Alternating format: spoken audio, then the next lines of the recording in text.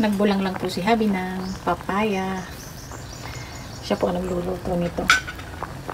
Pinapatikman lang sa akin. Tapos lalagyan ko ng malunggay. Ituloy ko daw po ang kanyang pagbubulang lang. So ako na naglagay na rin malunggay. Pero siya lahat na nag-prepare nito. Ang mamaybaw.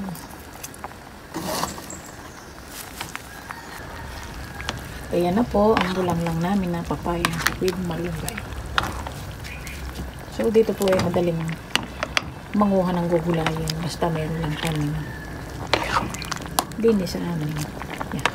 Marami kami alugbati, marami din kami talbos ng kamote. Ito naman ngayon ang aming ginulay. Yan. Yummy sweetheart. At eto na po ang bulang lang ni Habi, bulang lang ng mamay. Tapos gusto nung isaw-saw sa bagoong. Yan. At meron ding tuyo. Yan lang ang ulam namin ngayon. Kain na po tayo.